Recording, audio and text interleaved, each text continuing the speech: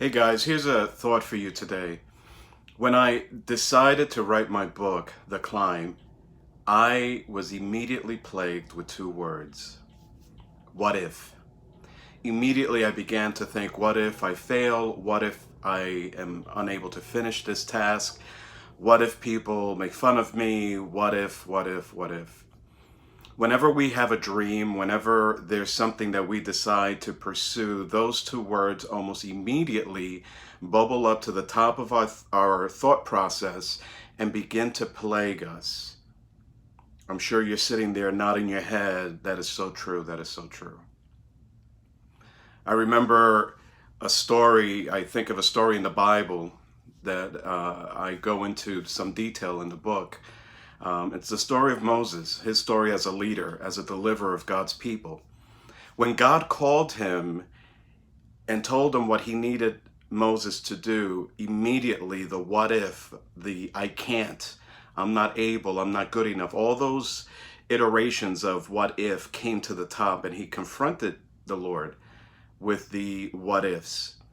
And there's a portion of the story where they're going back and forth talking about God is telling him what he wants him to do, and Moses is saying what if, or I can't, I don't have, I'm lacking this.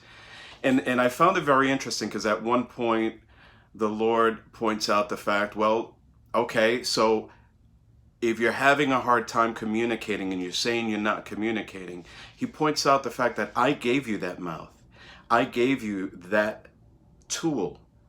But if you're still thinking, what if, I'll give you Aaron to go alongside you and he can speak for you. And that kind of settled Moses a bit, and he started moving forward in his call as a deliverer, as a leader. But as you read the rest of the story, you don't see Aaron speaking on behalf of Moses. You see Moses. He's the one that becomes the Lord's mouthpiece. He's the one that is positioned as the funnel through which God's words flow through, not Aaron. So what am I trying to say?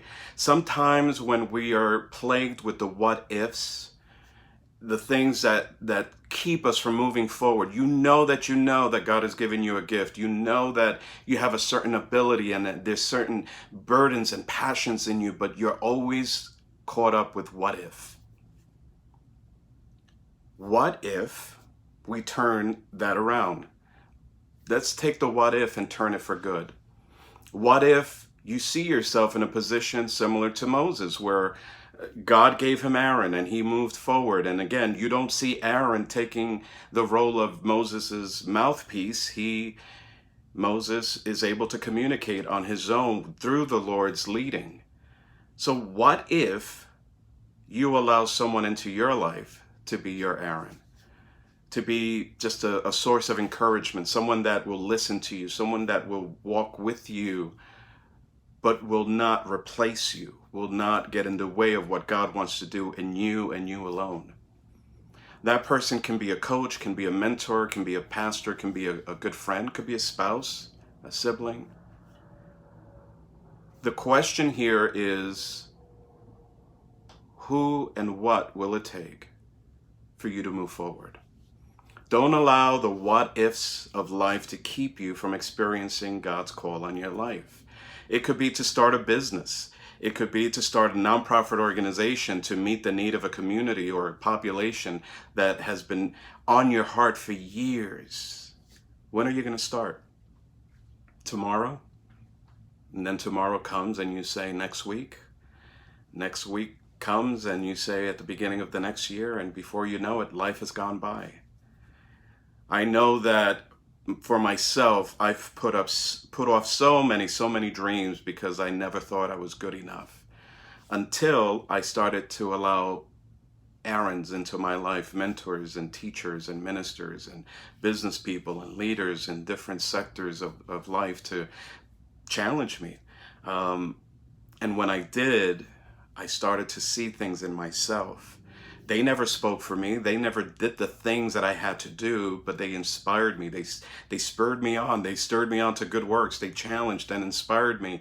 They spoke words of seeds that grew into something great. So here I am. I never thought I'd be an author. I never thought I'd be doing what I'm doing right now, this video. I'm very shy.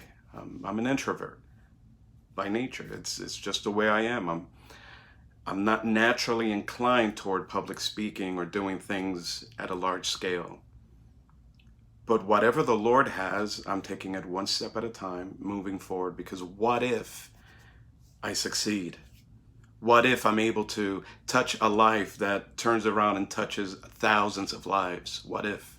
What if I inspire a group of young people through my book and they turn around and go and touch the world? What if? What if, guys? So go and take some time, whether it's with a journal or with a whatever, or with someone else, and start writing down the what ifs. What if you move forward and something great happens? Let's climb.